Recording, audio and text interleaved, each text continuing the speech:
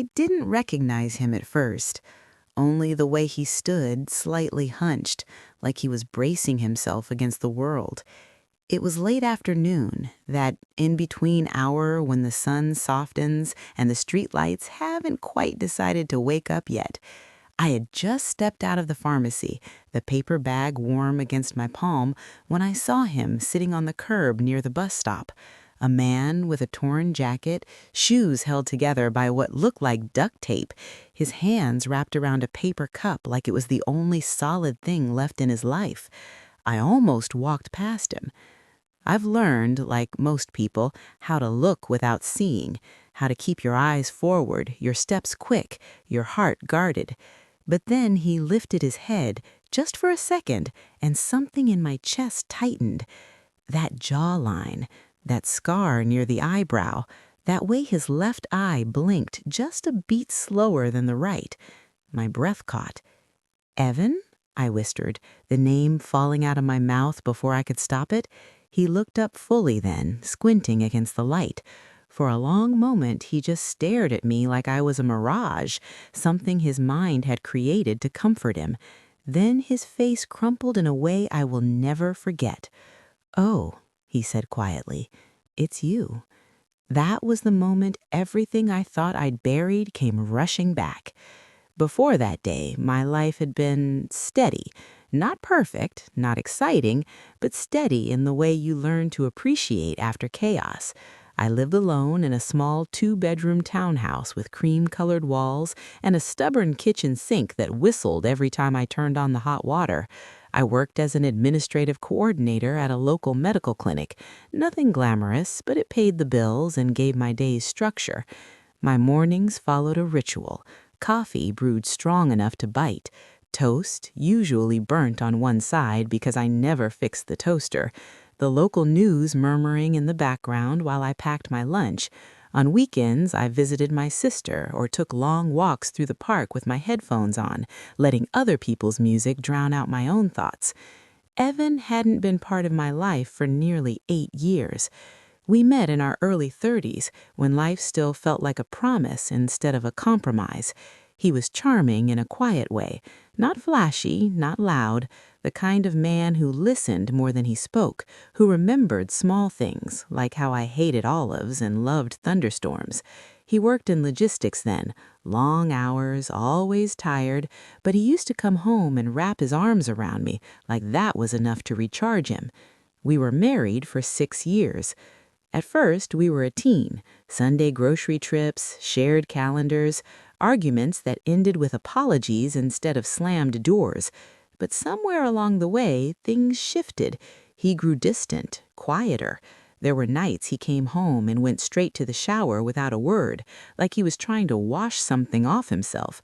I asked questions, I always did, and he always had answers, reasonable ones, practiced ones, work stress, money worries, trouble sleeping. I told myself marriage had seasons, and this was just a hard one, until the night he didn't come home at all. That was the beginning of the end, the slow unraveling, the hushed phone calls he took outside, the password he changed on his laptop, the way he flinched when I touched his arm unexpectedly. Eventually, the truth surfaced the way it often does, not with a confession, but with a discovery I was never meant to make. Another woman, another life. We divorced quietly. No screaming matches, no dramatic courtroom scenes, just paperwork, boxes, and a final conversation at the kitchen table where he couldn't quite meet my eyes. "I'm sorry," he said back then, his voice flat, rehearsed. "I never meant to hurt you." I didn't cry in front of him. I waited until he left, until the door clicked shut behind him, and then I sat on the floor and let the grief come in waves. After that, I rebuilt, slowly, carefully. I learned how to live without expecting someone to come home. I learned that peace can be lonely, but it's better than betrayal. And then there he was, on the curb, with a paper cup and eyes full of something I couldn't name. "I thought you moved," I said finally, my voice shaking despite my effort to sound calm. "Out of state?" "I did," he replied. He looked down at his hands. They were rough now, cracked, nothing like the hands that once folded my laundry on Sundays. Things didn't work out. I stood there, awkward and unsure, the paper bag cutting into my fingers. People walked past us, some glancing, most not. To them, he was just another man down on his luck. To me, he was a chapter I thought was closed. "You don't have to," he began, gesturing vaguely, already bracing for rejection. "I know this is a lot." I should have left. Every sensible voice in my head told me to wish him well and walk away, but something heavier than sense kept me rooted there. Maybe it was pity, maybe it was unfinished business, or maybe it was the simple fact that I once loved this man and some part of me still remembered that version of him. "Have you eaten?" I asked. He hesitated, pride flickering across his face before reality won. He shook his head. "There was a diner across the street, same one we used to go to after late movies, sharing fries and complaining about the service." I nodded towards it without thinking. "Come on," I said. "Just come on." As we walked, side by side but not touching, I noticed how small he seemed now. Not physically, though he had lost weight, but emotionally, like life had worn him down piece by piece. And somewhere deep inside, a question began to form, one that made my throat tight before I even knew the answer. "What happened to you, Evan?" I didn't know then that the truth he was about to tell me would crack something open inside my chest, that it would force me to revisit old wounds I thought had healed, that it would make me cry, not just for him, but for myself and for the choices we both made. We reached the diner door, the bell above it chiming softly. I held it open for him. "Thank you," he said, barely audible. I nodded, not trusting my voice, because standing there, with the smell of coffee and grease in the air, I felt the weight of the past pressing in, and I had no idea how much heavier it was about to get. The diner hadn't changed much. The same cracked vinyl booths, the same counter stools with the red cushions that wobbled if you sat too far forward. A thin layer of grease still seemed to live permanently in the air, mixing with the smell of burnt coffee and frying onions. It was strangely comforting, like stepping into a memory that had been waiting patiently for me. We slid into a booth near the window. Evan sat across from me, his hands folded in his lap, shoulders slightly hunched like he was afraid to take up too much space. The waitress came over, a woman in her 50s with tired eyes and a practiced smile. "Coffee?" she asked, already reaching for the pot. "Yes, please," I said. Then I glanced at Evan, "and whatever he wants." He looked startled by that. "Just coffee's fine," he murmured. When she walked away, an awkward silence settled between us. Not the kind filled with anger or resentment, but the kind that comes when two people share too much history and don't know where to begin. "You don't have to do this," he said after a moment, his eyes fixed on the table. "I don't want to make you uncomfortable." "I know," I replied, and I did know, but I also knew I wouldn't have been able to sleep that night if I'd walked away. "How long have you been out there?" He inhaled slowly, like he was bracing himself. "On the streets? About 4 months." The words hit me harder than I expected. 4 months. Summers sliding into fall, rainy nights, cold mornings. "What about your job? You were always good at what you did." A faint, humorless smile crossed his lips. "Was." The waitress returned with 2 mugs of coffee. I watched as Evan wrapped his hands around the cup, holding it close like it was something precious. His fingers trembled just slightly. "Drink," I said gently. "You look frozen." He nodded and took a careful sip. His eyes closed for a second, and I realized how long it must have been since he'd had something warm. For a while, we talked about safe things, the weather, the diner's terrible pie, which was somehow still on the menu, my job at the clinic. He listened the same way he always used to, head tilted, eyes focused, like my words mattered.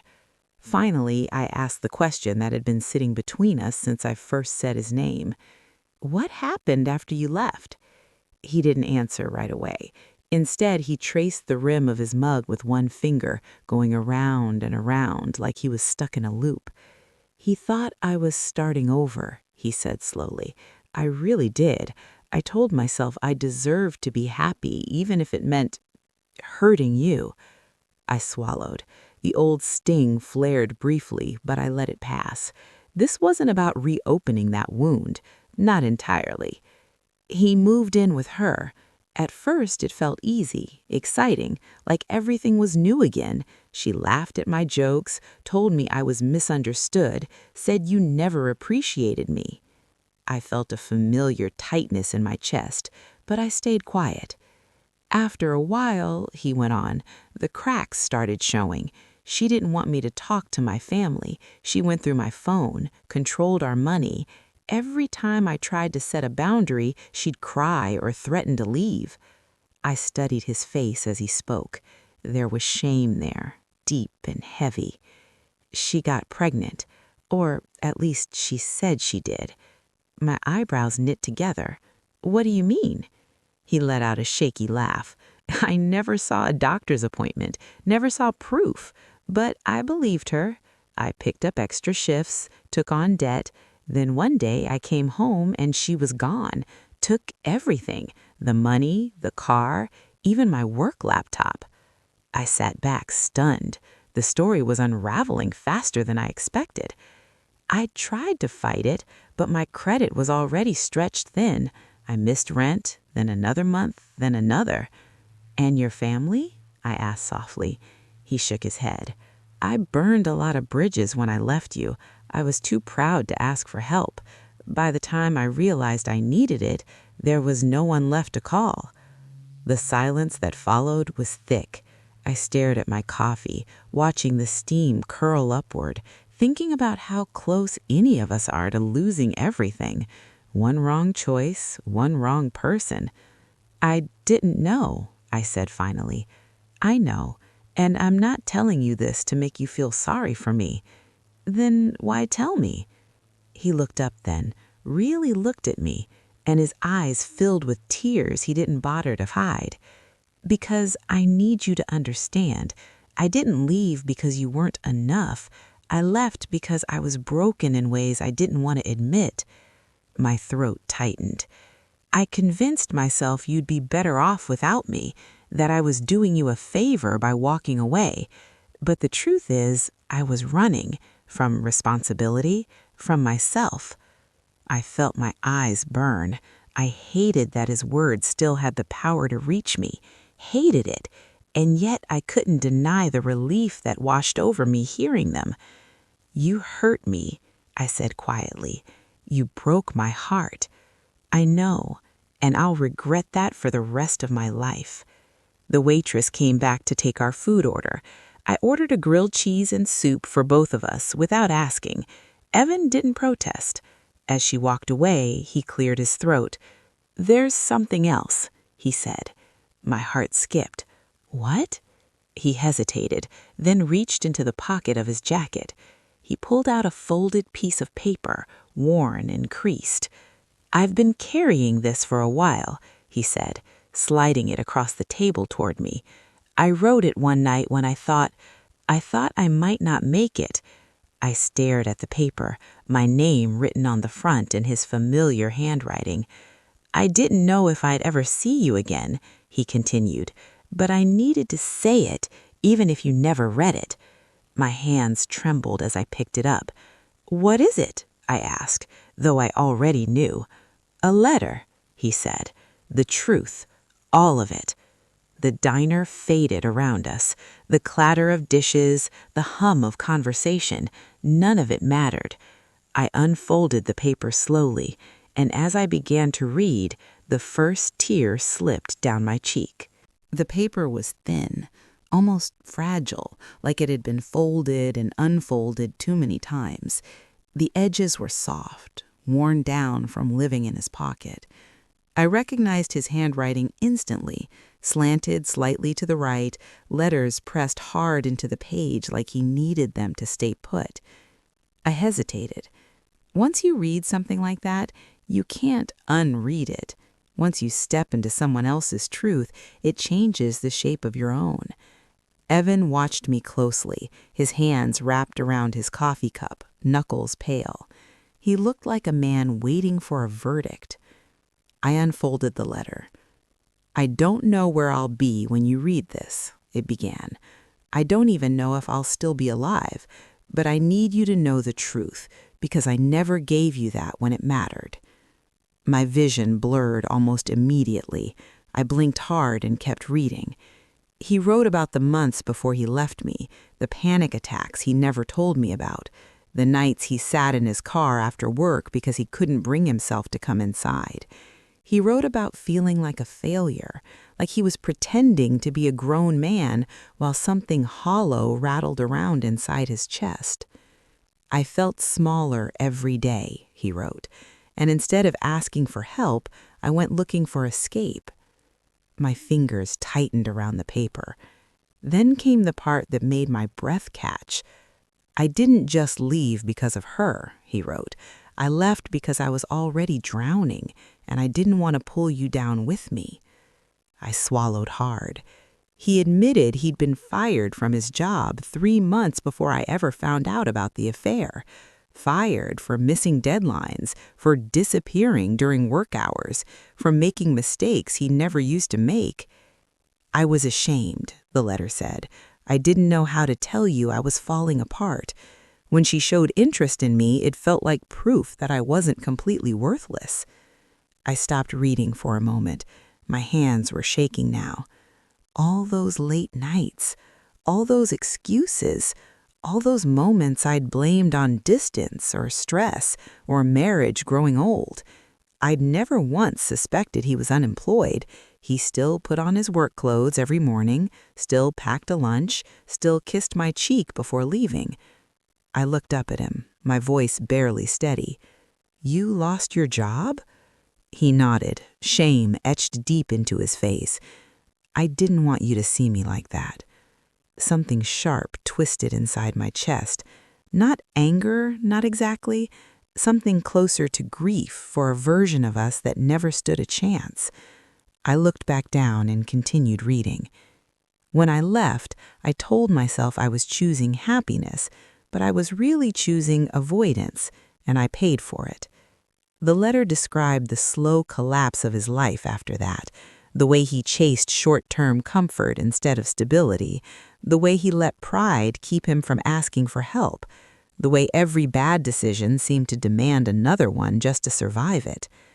"I don't expect forgiveness," he wrote. "I don't deserve it, but I need you to know this. Loving you was the most honest thing I ever did. Losing you was the consequence of my own cowardice." I pressed the paper to my chest, unable to hold back the tears anymore. When I finally looked up, Evan was crying too, quietly, the tears sliding down his cheeks without sound. "I never sent it," he said hoarsely. "I didn't think I had the right." The diner felt too small suddenly, too public for something this raw. "I spent years thinking you just chose someone else, like I was disposable." "I know, and I hate myself for that." We sat there, two people bound by a shared past and very different scars, the space between us heavy with words that came too late. "Why didn't you tell me," I asked, "about the job, about how bad it was?" He rubbed his face with both hands. "Because I was scared you'd see me differently, that you'd look at me and realize you married a man who couldn't hold himself together." I let out a shaky breath. "I already saw you differently," I said. "I saw you pulling away, lying, choosing silence." He nodded slowly. "I know." The waitress returned with our food, setting the plates down gently like she could sense she was interrupting something delicate. Evan barely touched his grilled cheese. I pushed my soup toward him. "Eat, please." He obeyed, taking small bites like he wasn't sure he deserved the meal. As he ate, my mind replayed our marriage through this new lens. The signs I'd missed, the questions I'd stopped asking because I didn't want to push too hard, the nights I lay awake wondering what I'd done wrong. You know, I said quietly, I blamed myself for a long time. He froze. I thought I wasn't supportive enough, that I didn't listen, that if I'd been prettier or softer or less tired, maybe you wouldn't have looked elsewhere. His eyes filled again. I never wanted you to feel that way. But I did, and that's something I had to unlearn. We finished our meal in near silence, not an uncomfortable one, just thoughtful, the kind that lets truth settle. Outside, the sky had darkened, streetlights flickered on, casting long shadows across the pavement. I don't know what happens now, Evan said as we stood. I'm not asking you for anything. I just didn't want you to think I walked away without consequence. I folded the letter carefully and slipped it into my purse. I need time, I said honestly, to process this. He nodded. Of course. We stepped outside together. The cold had sharpened, biting at my cheeks. Evan pulled his jacket tighter around himself. Where are you staying tonight? I asked, already knowing the answer. There's a shelter a few blocks over. If I get there early enough, I might get a bed. I hesitated. Every instinct I had warred inside me, compassion against caution, memory against reality. I can't fix your life, I said slowly, but I can help you find your footing. He looked at me, hope and fear flickering across his face. What do you mean? I mean, I won't leave you like this. Not tonight. The words surprised even me as they left my mouth. His breath hitched. You don't have to. I know, but I want to. Because standing there under the dim glow of the streetlight, I realized something that made my chest ache in a new way. This wasn't about rekindling the past. It was about deciding who I was now. I drove home with both hands tight on the steering wheel, the heater blasting even though my palms were sweating. Evan sat in the passenger seat, silent, his shoulders hunched, eyes fixed on the road ahead like he was afraid to look anywhere else. The car smelled faintly of my vanilla air freshener and something sharper, cold air clinging to his clothes, the outdoors lingering on him.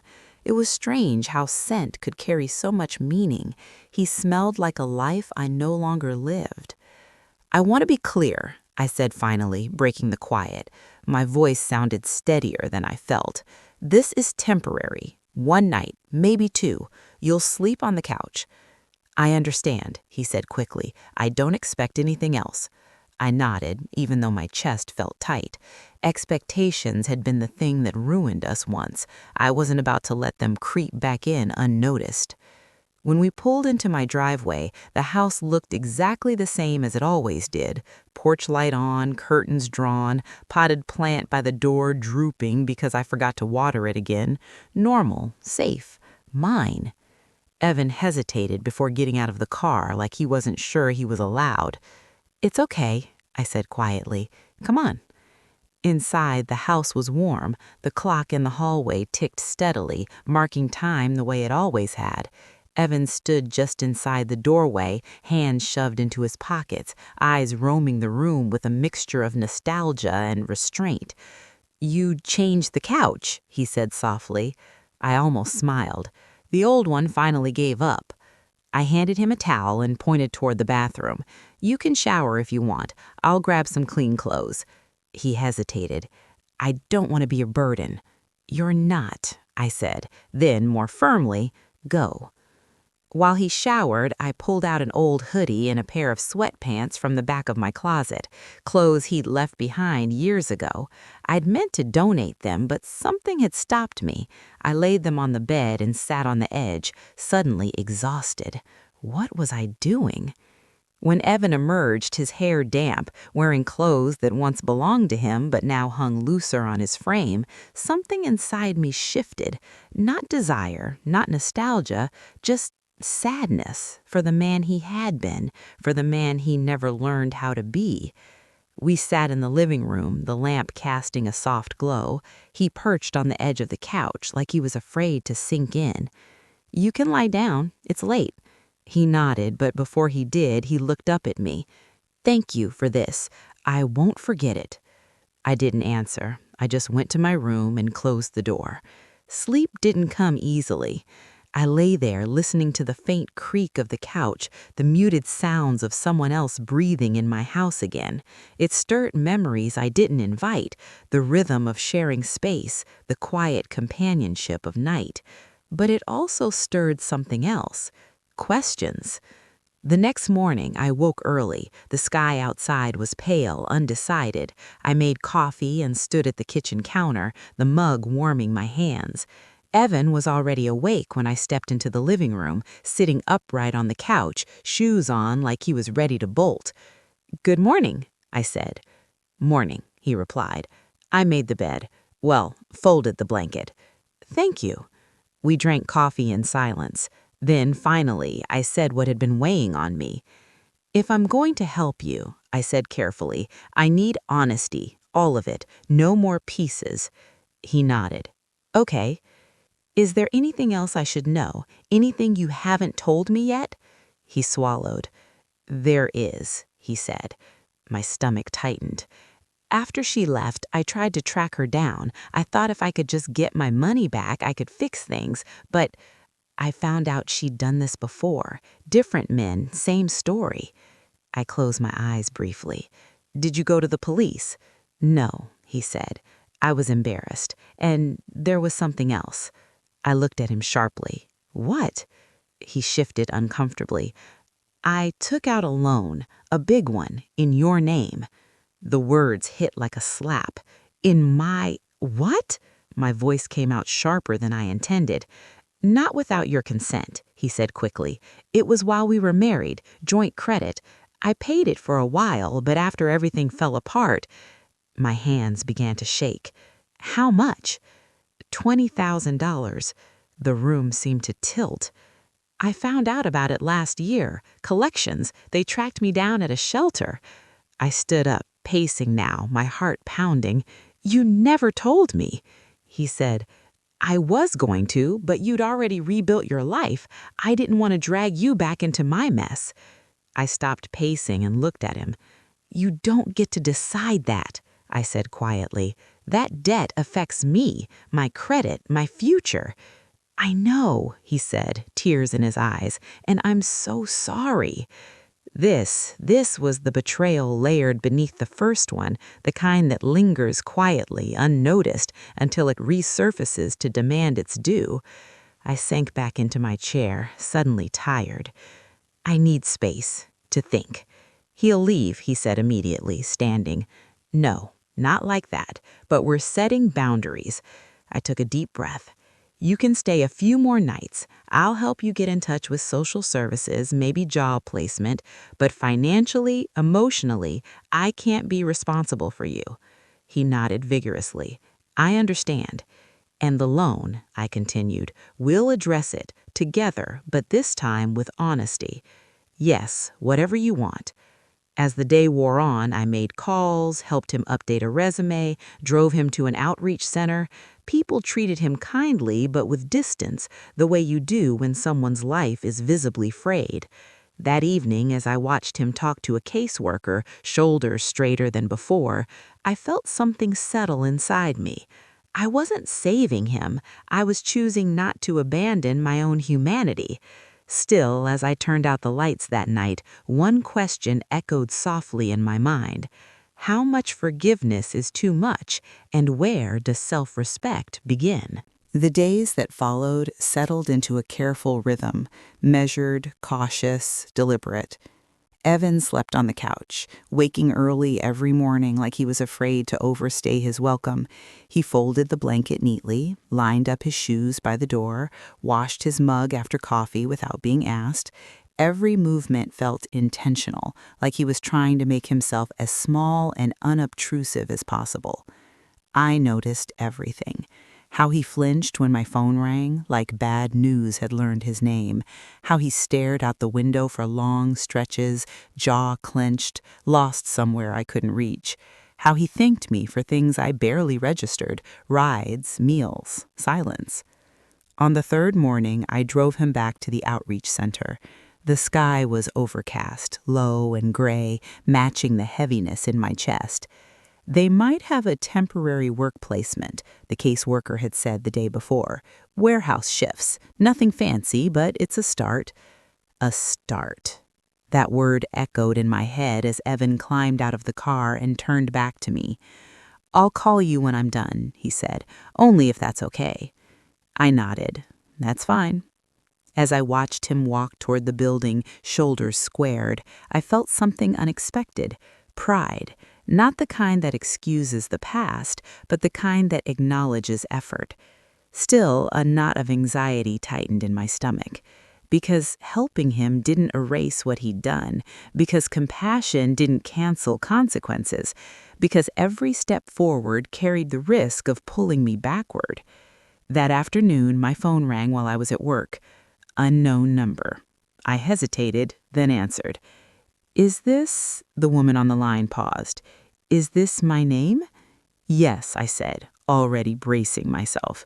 "This is Marlene from Northridge Collections. I'm calling regarding an outstanding balance associated with a personal loan taken out in 2017. My pulse spiked. "I'm aware," I said carefully. "I was recently informed." "We've sent multiple notices," she continued, businesslike. "The balance, with accrued interest, is now $27,800. I gripped the edge of my desk. "I'd like to discuss repayment options," I said, forcing calm into my voice. "But I need documentation, everything." "Of course," she replied. "I'll email you the details." When the call ended, I sat there for a long moment staring at my computer screen without seeing it. 27,000. That was more than a number. It was time, security, the quiet future I'd built piece by piece after Evan left. And now here it was, dragged back into the light. That night, I told him. We sat at the kitchen table, the same one where we'd once signed divorce papers in silence. History has a cruel sense of irony. "They called me today," I said. His face drained of color. "How much?" "Nearly 28,000. He exhaled sharply, pressing his palms flat against the table. "That's more than I thought." "I can manage it," I said slowly. "Not easily, but I can." He shook his head. "You shouldn't have to." "I know," I said, "but this isn't about what should have happened. It's about what did." He looked up at me, eyes wet. "I'll pay you back, every cent. I don't care how long it takes."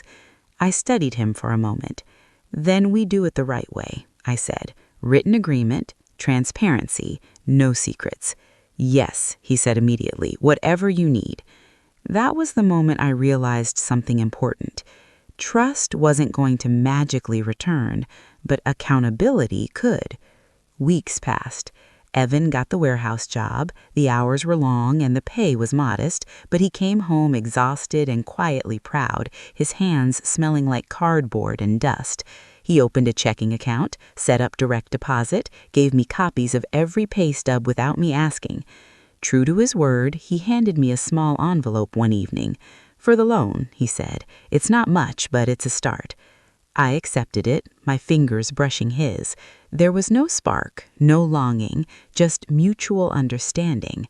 And then, life, as it often does, complicated things. My sister came over one Sunday afternoon unannounced. She walked in, glanced at the couch, and froze. "Is that—" She lowered her voice. "Is that Evan?" "Yes," I said calmly. Her eyes widened. "Why?" I told her everything, or most of it, the streets, the letter, the debt. She listened, arms crossed, jaw tight. "You're a better person than I am," she said finally, "but be careful." "I am," I replied. "I'm not rescuing him. I'm setting limits." She studied my face. "And your heart?" I didn't answer right away. "I'm protecting it," I said eventually. The real test came a month later at a small family gathering for my niece's birthday. Evan wasn't invited. That was intentional. But word travels fast in families. My brother pulled me aside, his expression uneasy. "I heard Evan's back," he said. "Yes," I replied. "He hurt you." "Badly." "I know." So why let him into your life again? I met his gaze steadily, because helping someone doesn't mean excusing what they did. He nodded slowly, considering that.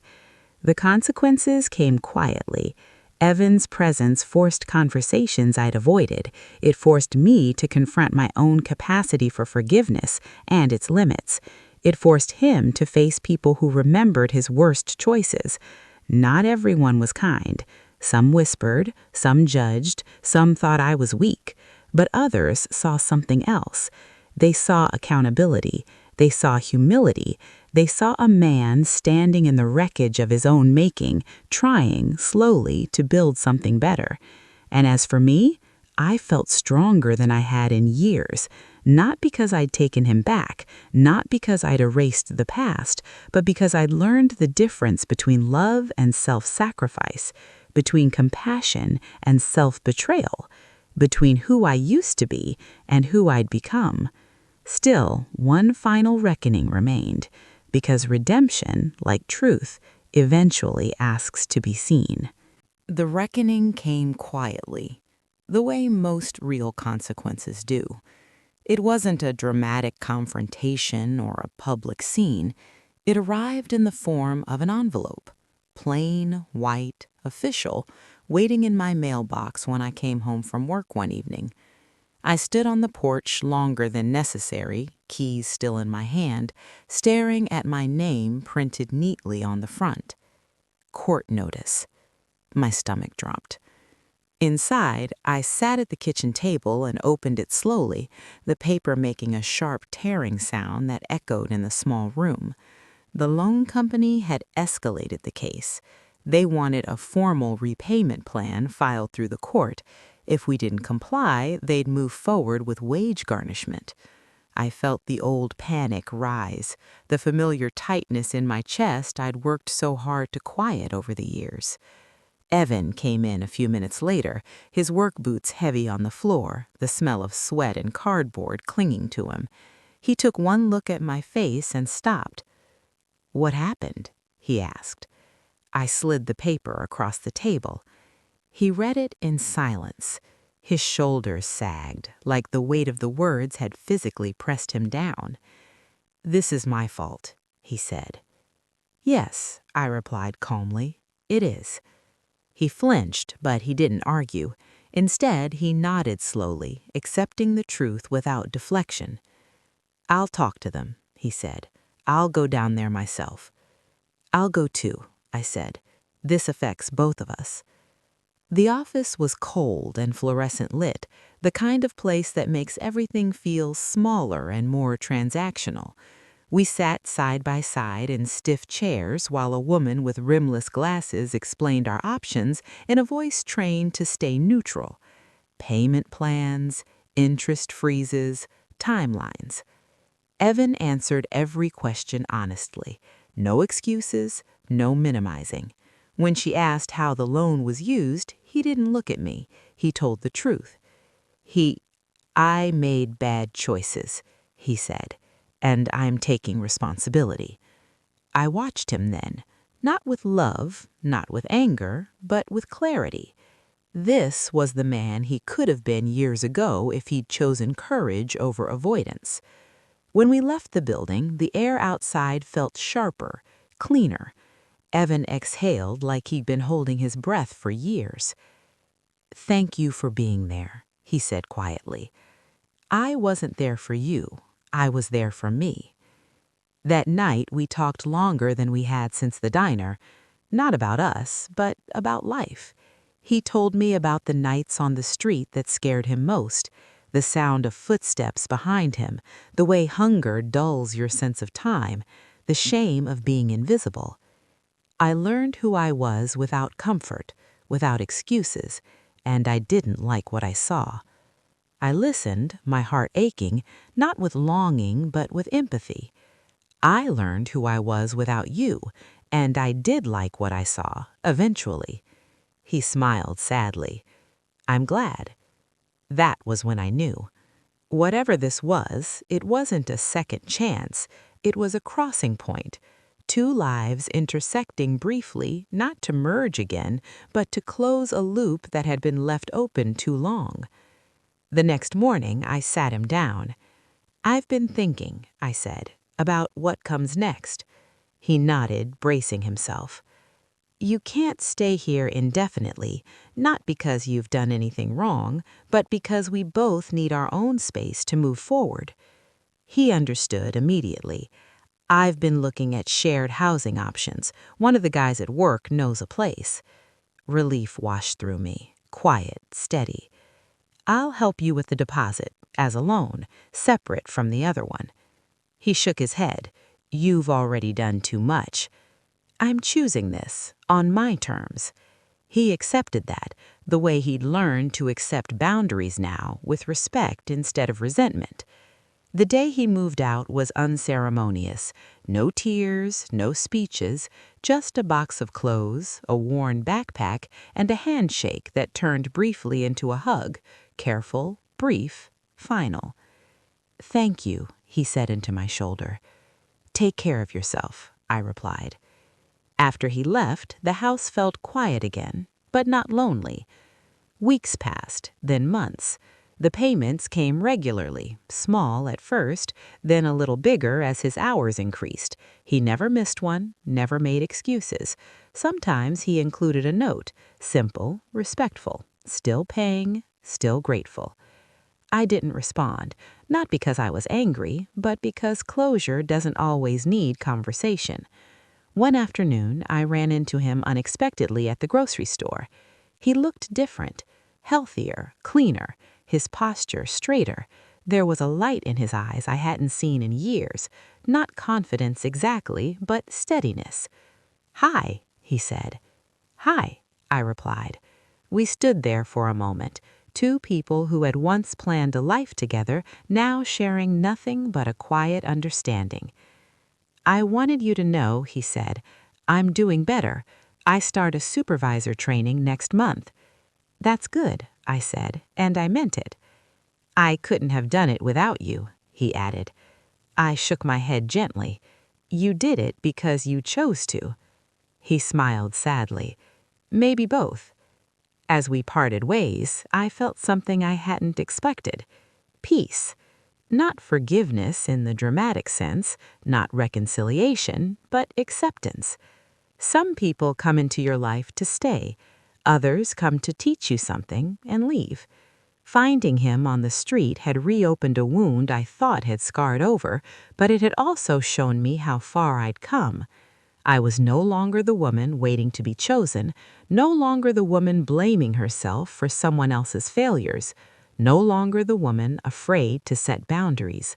I was someone who could offer kindness without losing herself. And that, I realized, was the real redemption. After Evan moved out, I expected the quiet to feel heavy again. Instead, it felt earned. The house returned to its familiar rhythm, the ticking hallway clock, the hum of the refrigerator at night, the way the lights slanted across the living room floor in the early morning. But something inside me had shifted. The silence no longer felt like absence. It felt like space. Space to breathe, space to think, space to finally hear myself.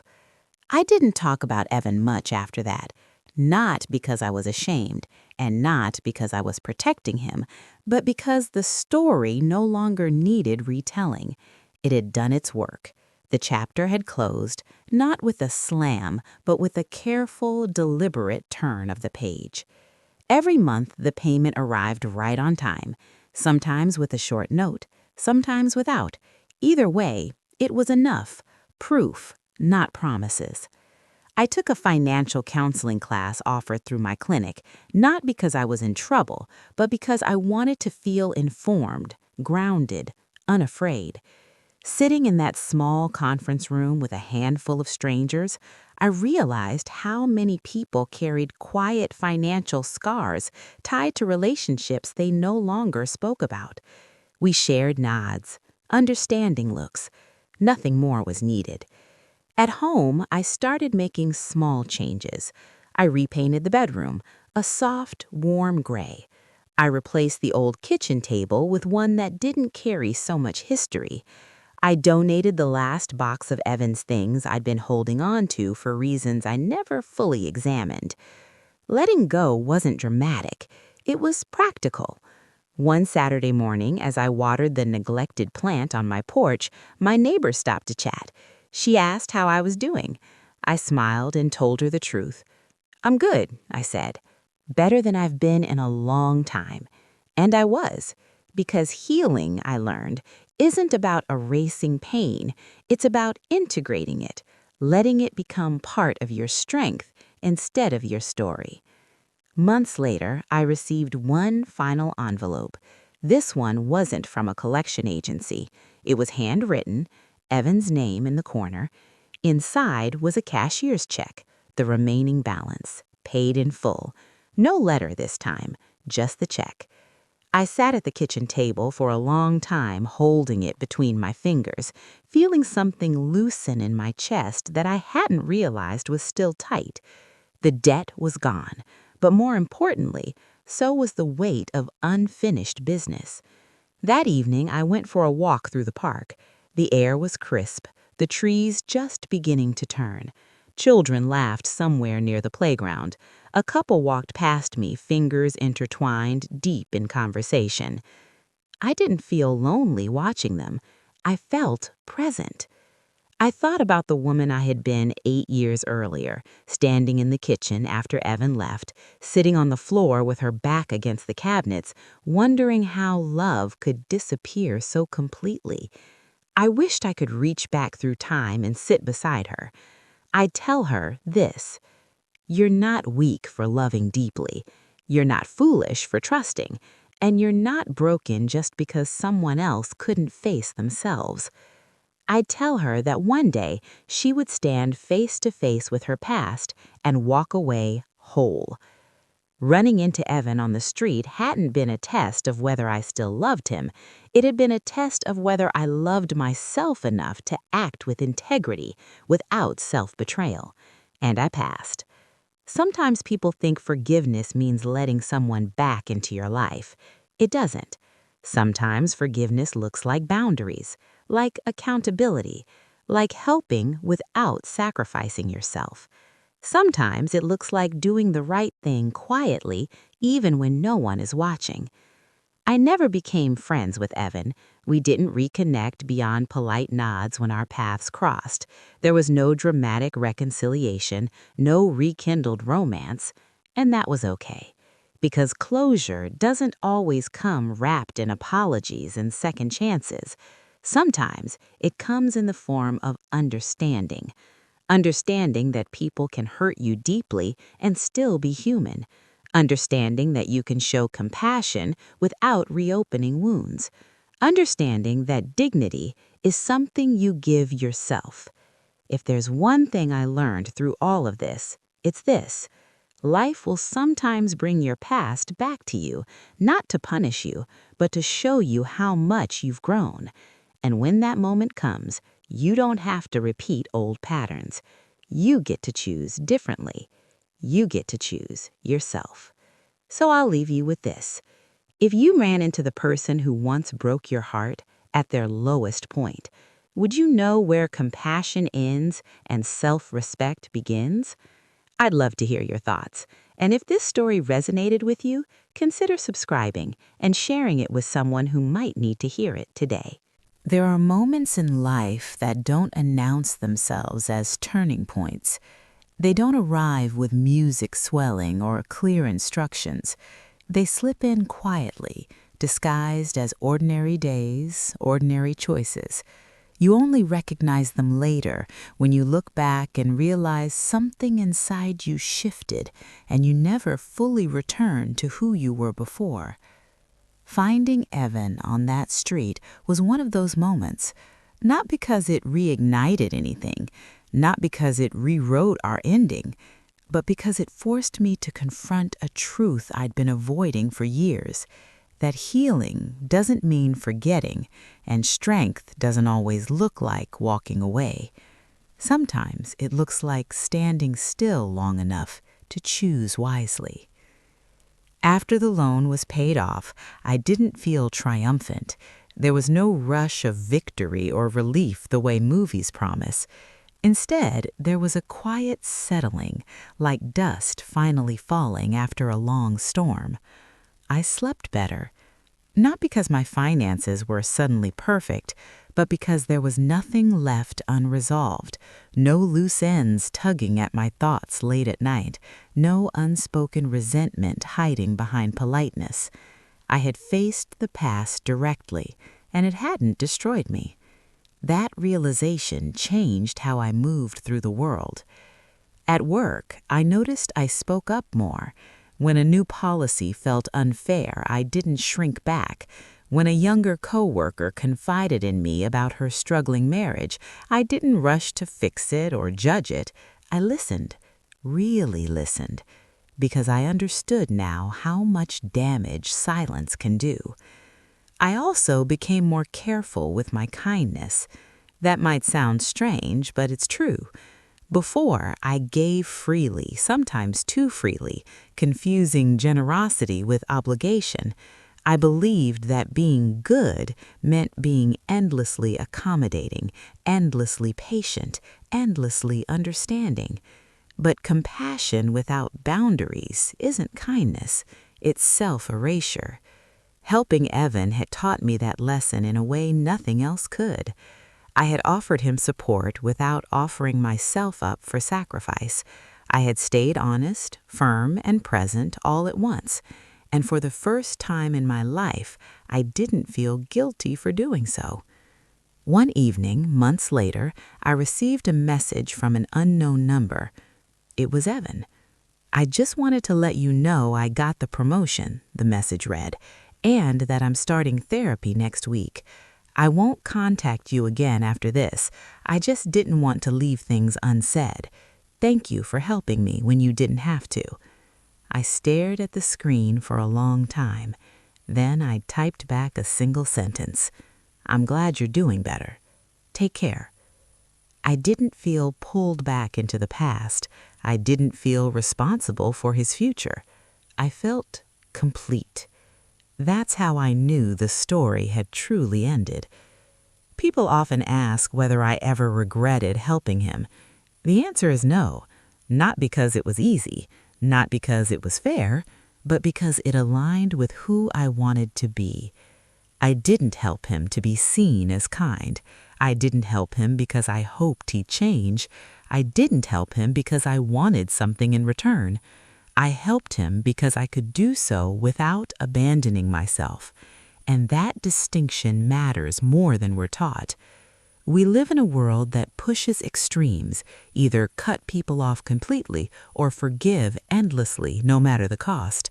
But real life exists in the quiet middle where discernment lives, where you ask yourself, does this choice honor my values? Does it protect my well-being? Does it allow me to sleep at night without regret?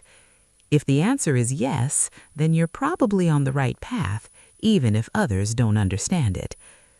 I still pass that bus stop sometimes. I still notice the people sitting there with their cups, their bags, their stories written in the lines of their faces. I don't look away as quickly anymore. I can't save them all, I know that, but I can see them. And sometimes seeing is enough. Life didn't reward me with a perfect ending after all of this. I didn't suddenly find new love or financial abundance or some grand transformation.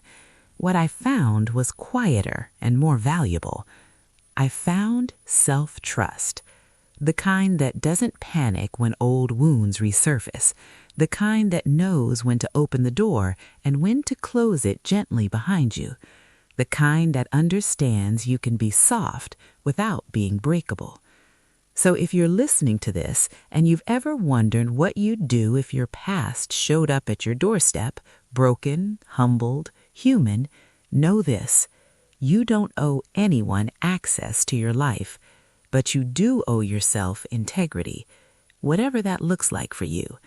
And if you choose compassion, make sure it's rooted in strength, not fear. Because the most powerful thing you can do isn't holding on to bitterness, It's choosing yourself, even when kindness is involved. Time has a way of smoothing the sharpest edges, not erasing them, but softening them enough that you can run your fingers along the past without bleeding. As the months turned into a year, I noticed how rarely Evan crossed my mind anymore. Not because he didn't matter, but because his place in my life had finally settled where it belonged, firmly in the past, no longer knocking at the present. I began to notice different things instead. How my laughter came easier, how my shoulders didn't tense when my phone buzzed late at night, how I no longer felt the need to explain my choices to anyone. That last one surprised me the most. For so long, I'd lived as if my decisions required approval from my husband, from my family, from some invisible jury I carried around in my head. But after everything that had happened, something quiet but unshakable had taken root inside me. I trusted myself. One evening, I sat on my porch with a cup of tea, watching the sun dip behind the neighboring houses. The sky was painted in muted pinks and golds, the kind of colors you only appreciate when you're not rushing somewhere else. My sister called. "Hey," she said, "I was thinking about you." "That sounds dangerous," I joked. She laughed, then grew more serious. "I wanted to say, I respect how you handled everything. I don't know if I could have done the same." I considered that for a moment. "I don't know if I could have either," I admitted. "Not before. Before the heartbreak, before the rebuilding, before learning the hard way that strength isn't loud." "I think," she said slowly, "you showed him something he never had before. Accountability without cruelty." Her words stayed with me long after we hung up. Accountability without cruelty. That was the balance I'd struggled to name. So often we're taught that justice must be harsh, that consequences must be cold. But what I learned was this: dignity can be firm without being unkind. Boundaries can exist without bitterness. And sometimes the most powerful lesson you can offer someone is refusing to participate in the same harm they caused. I never told Evan this. He didn't need to hear it. It was enough that I lived it. As for my own life, it continued, quietly, steadily. I took a short trip by myself for the first time, a small coastal town where I spent mornings walking along the water and evenings reading in cafes. No itinerary, no compromises, just me learning how to enjoy my own company again. On the last day of that trip, I stood by the shore, shoes in hand, letting the cold water lap at my feet. I thought about how many versions of myself had existed over the years. The woman who believed love meant endurance, the woman who blamed herself for someone else's choices, the woman who mistook silence for peace. And now, a woman who understood that compassion doesn't require self-denial, a woman who could face her past without losing her future. A woman who knew that closure doesn't always come from apologies, but from clarity. I wish I could say that everyone around me understood my choices. They didn't. Some people still think I was foolish to help Evan at all. Others think I was cold for not letting him back into my life fully. But I've learned something important about opinions. They don't have to live with the consequences. I do. And I can live with mine. Because every step I took, from the diner to my living room to the courthouse to letting him go, was taken with open eyes. No denial, no self-deception, no erasing the past, just honesty. There's a quiet power in knowing you acted in alignment with your values, even when it was uncomfortable, especially when it was uncomfortable. Sometimes late at night, I think about that first moment again, the bus stop, the torn jacket, the paper cup, the way my heart lurched when I recognized him. I don't regret stopping. If I'd kept walking, I might have spared myself some stress, some fear, some hard conversations. But I would have also missed the chance to see who I had become. And that matters. Life doesn't always test us with strangers. Sometimes it tests us with people we already know, people who once had access to our hearts. When that happens, the question isn't whether they deserve us. The question is whether we deserve ourselves.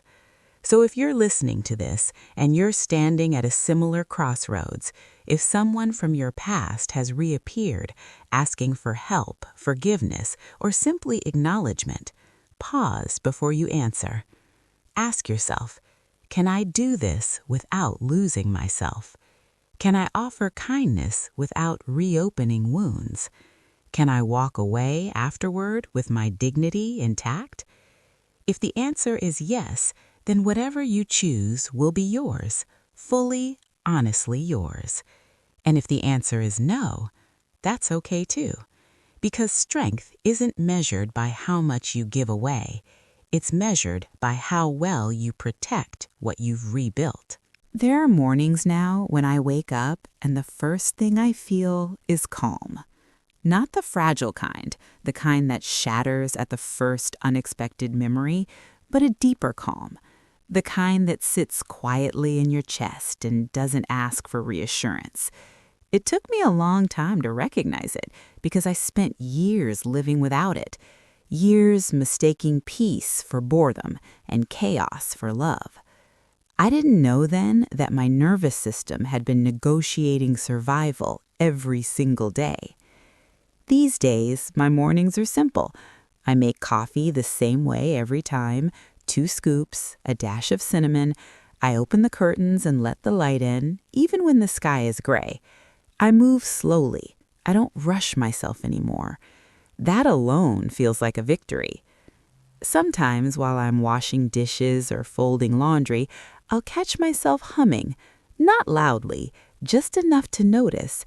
And every time it happens, I think the same thing. I didn't always live like this. There was a version of me who woke up bracing for disappointment, who measured her worth by how useful she could be to someone else, who believed that love meant staying, even when staying hurt. I don't judge her anymore. She did the best she could with what she knew. What changed wasn't one big moment.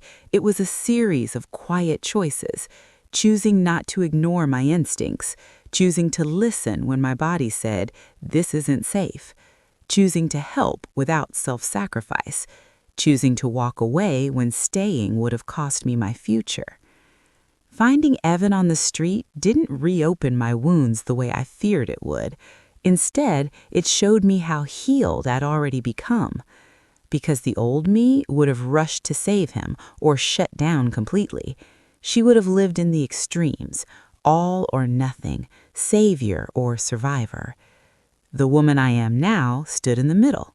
She offered help without surrender, compassion without self-erasure, closure without cruelty.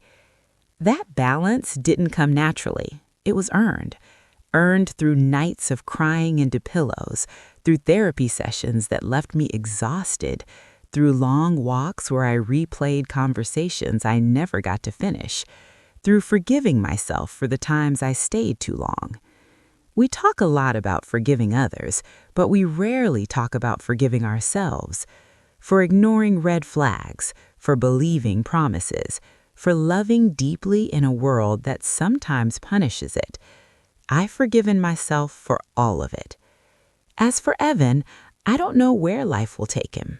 I hope he finds stability. I hope he keeps going. I hope he continues to face his choices honestly. But his journey is no longer tied to mine. And that, too, is a kind of peace. There's something freeing about realizing that you don't need to be part of someone's redemption story to have value. You can step back. You can wish them well from a distance. You can close the door gently instead of slamming it, or leaving it open out of guilt. I used to think closure was a conversation, an apology, an explanation, a moment where everything finally made sense. Now I know better. Closure is a decision. It's deciding not to keep reopening the same wound just to see if it still hurts. It's deciding that your life deserves forward motion even if the past never fully apologizes. If you're listening to this and carrying someone from your past like a weight on your chest, I want you to hear this clearly. You are allowed to move on without permission. You don't owe endless access to people who once broke your trust. You don't owe your healing to anyone else's timeline. And you certainly don't owe your peace to guilt.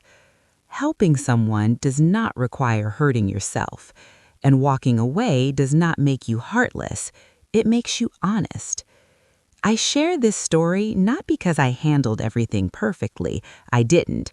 But because I handled it consciously. And that changed everything. If my story resonates with you, if it reminds you of someone you once loved or a chapter you're still trying